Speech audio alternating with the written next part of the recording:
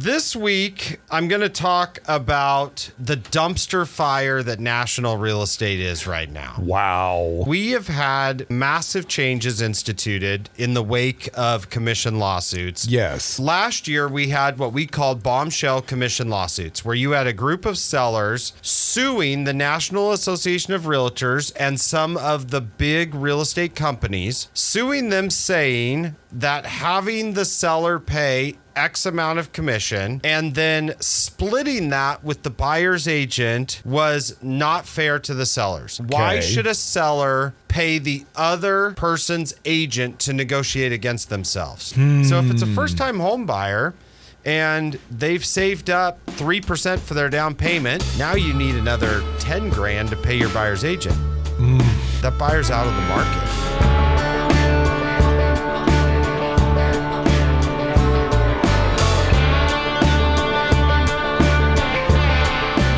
Good morning. This is Lance Kenmore with the Kenmore team, and I'd like to welcome you to this week's edition of the Tri-Cities Real Estate Update.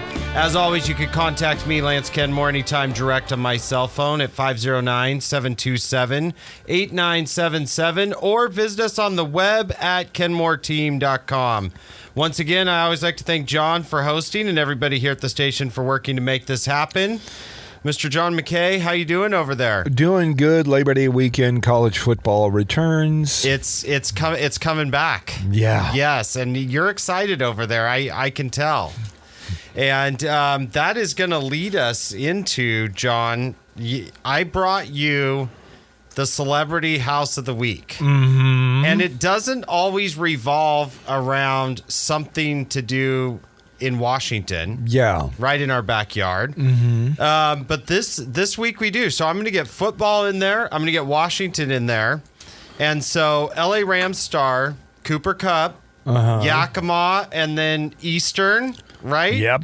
Okay. He had a house in Wilsonville down in Oregon, put it on the market last year, $3.5 million, sat on the market for a while, but finally, just in time for the season, closed and sold at $3 million. Now, what do you think some of the amenities are for a house like that? Probably got a gym. Yes, actually, you nailed it. He is just like the rest of us. When there's not enough room in the house, I think the pictures showed that the gym was actually in the garage. Okay. Gym, sauna, that's like 3 of the 7 garages were for gym. It also had a football training facility, like a field house that he had added, and a guest house. I think it was like 7,000 square feet. Wow. But it was a little far out, like 30 minutes outside of Portland. Outside the blue tarp zone? Now, was it far enough for John McKay? I don't know. Probably not. And maybe it wasn't for Cooper because he sold it. Yeah. But whether you're a multi-million-dollar football star or just a regular Joe like the rest of us, this is a very typical reason for selling, and that is job transfer. You know, when you leave Washington and Oregon, you're down in California, you spend a lot more time there than you thought you would. You get rid of those properties that you're not at very often anymore. And I would imagine the training amenities at SoFi Stadium are pretty nice. You're probably okay where he didn't need the ones out in Wilsonville. I think he could part with those. So there you have it, folks. Celebrity House Story of the Week. A successful closing. Now, he had actually bought that in 2020 for $2.5 million, sold and closed for $3 million. Some of these we see that are out in the boonies and away from stuff. Sometimes we see them take a haircut and a bath on those. In this one, he actually made a little bit of money on that deal. Maybe not when you factor in. I don't know how much that football field and shop was to put up, but I reckon it wasn't super cheap. Well, the turf alone is expensive. You got it, 100%. Well, John, this week, I'm going to talk about the dumpster fire that national real estate is right now. Wow. And I mean, maybe that's a little extreme, but we have had massive changes instituted in the wake of commission lawsuits. Yes. Those went into effect across the nation on August 17th. And there's been a mad scramble since then. Okay. So I was very fortunate. Earlier this week, we had the Washington Association of Realtors attorney, Annie Fitzsimmons, was in town giving a class, educating. A couple hundred of our brokers were out there getting educated about these changes. Okay. And the turmoil in the industry and what that means for people in the industry. So for a quick review, to go back to how we got here, is last year we had what we called bombshell commission lawsuits, where you had a group of sellers, it went class action, suing the National Association of Realtors and some of the big real estate companies, suing them saying that having the seller pay X amount of commission and then splitting that with the buyer's agent was not fair to the sellers. Like, why should a seller pay the other person's agent to negotiate against themselves? They didn't like that setup. It's been working for decades, but that was the basics of the lawsuit. The other point of that was that if a seller decided how much a buyer's agent was going to get paid, when the buyer's agent came to look at the house, they were saying that took away the ability for the buyer agent to negotiate their own rate. So naturally inflating the cost of houses. So those were the core concepts at the basis of this lawsuit. So for instance, like, let's say, John, you come to me and you say, Lance, I think you're a great agent. I think you're worth $10,000 to go find me a house. And I'm like, sounds awesome. We go out, we start looking, we find the house that you love. And it just happens in that case, that seller's already said they're willing to pay me $15,000. But this is the one you love, $500,000. You love this one. We write an offer on that. You never got the chance. I get my $15K in the old system and I'm off to the races and on down the road. It's saying you never got the chance to negotiate with me lower to $10K. And so the house price was naturally inflated, the extra $5K in that situation. So overall, they're saying, let's solve this problem. Let's just go ahead. And what we really want to have happen is we want the buyer's agent commission to be the buyer's responsibility. We want the seller's commission to be the seller's responsibility. So they win the lawsuit. $5 billion judgment against the National Association of Realtors and these other companies. And National Association of Realtors looking at that and saying, we're either going to go bankrupt or we're going to have to settle this. And so they settle.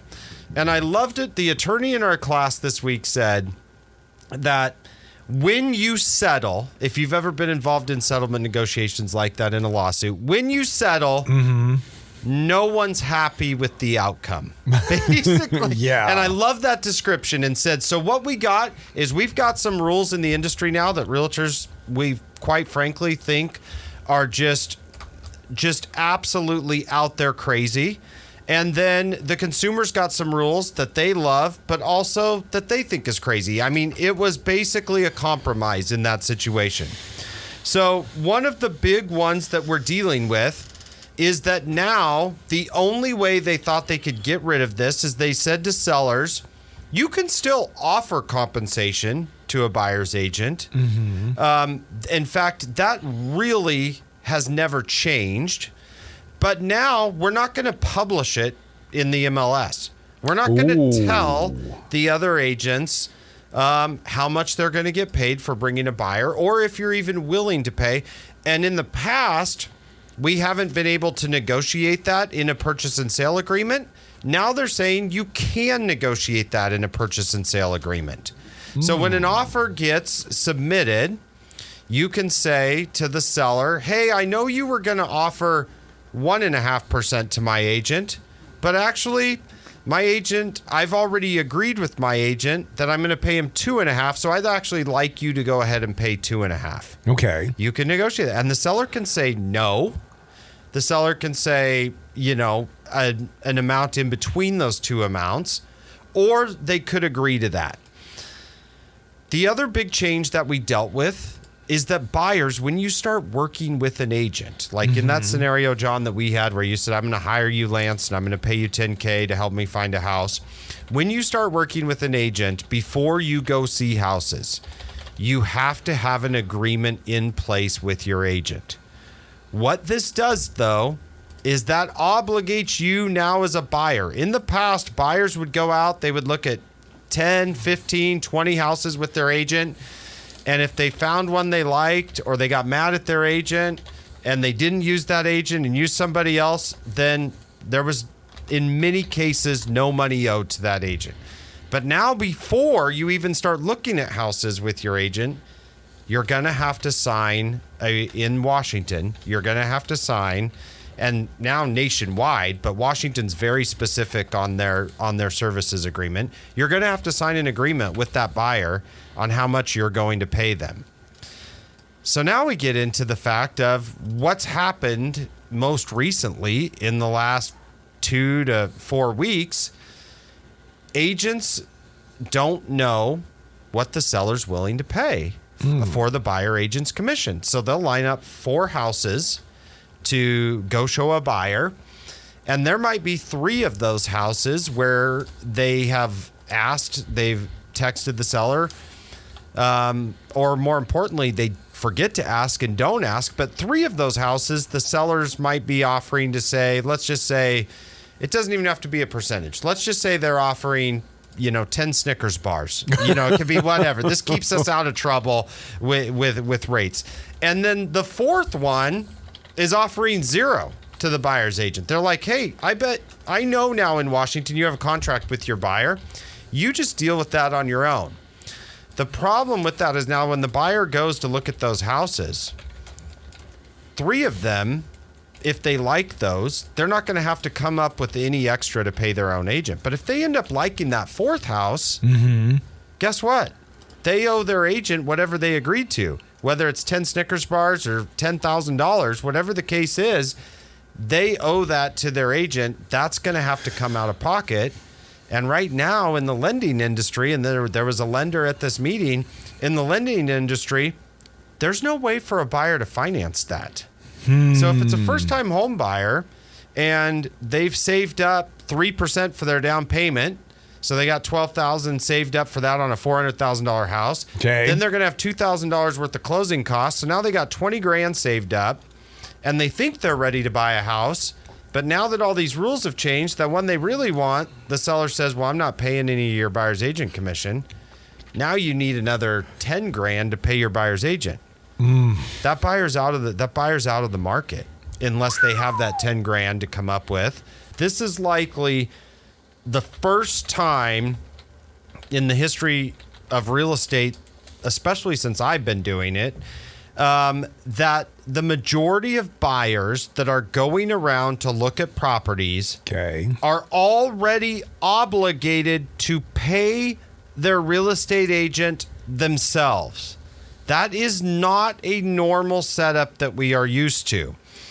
So because of that, a lot of time, unless a buyer has met with a lender or a very savvy agent and said, how much cash do I have to buy a house, and in what price range can I be looking? Unless they've done that, it's more dangerous now than it was a month ago because of all of the changes.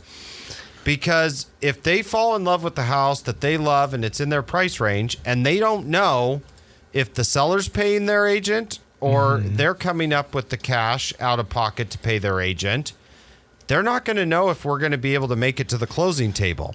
The only way they're going to know that is if they've met with a lender, had that conversation with their lender and with their agent about how much cash is necessary, what do we need, and in fact, at this class I was at, lenders even said, you're going to start seeing pre-approval letters that say this pre-approval is contingent upon a seller contributing to a buyer agent.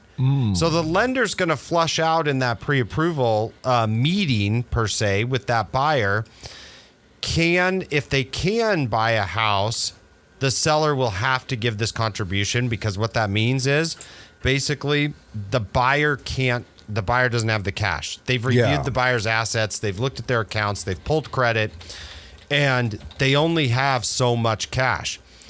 So the next thing they talked about in this world of that happening is we're in this weird transition where now everybody's kind of starting to figure this out. And so buyers that were traditionally saving a certain amount, down payment, closing costs, and then going out to look at houses. Before these changes went into effect, there was no buyers really that even thought about saving the extra cash to pay their agent. Yeah. I mean, I think if we went back and did a poll, it would be less than 20% that might have said that was the case. Well, now they're starting to know. They're listening to radio shows like this and podcasts like this, and they're starting to figure out, here's the system that we're now operating in. Mm-hmm. This needs to be part of your planning when you go to purchase. And so, once again, get with your lenders. What scares me the most is people go to ABC online, 12:30 at night and punch in some information, and then they get spit out a pre-qualification letter that is based upon, I cringe when I see the asterisk at the bottom of those that always says based upon verification of the inputted numbers. Yes. Presenting that to a seller, I can tell you, when I sit down with the seller, the other part of that equation you have to look at is when you make an offer. Mm-hmm.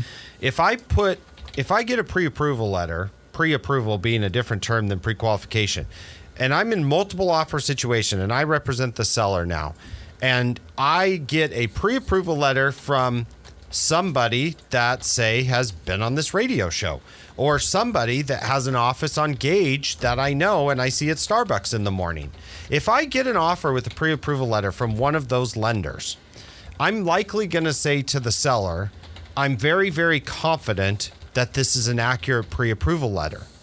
Versus we're in multiple offers, and the other offer I'm looking at has ABC online lender out of Pennsylvania with it. And so the seller will say to me, Lance, well, why are you so confident in this other one that the person that you see at Starbucks in the morning?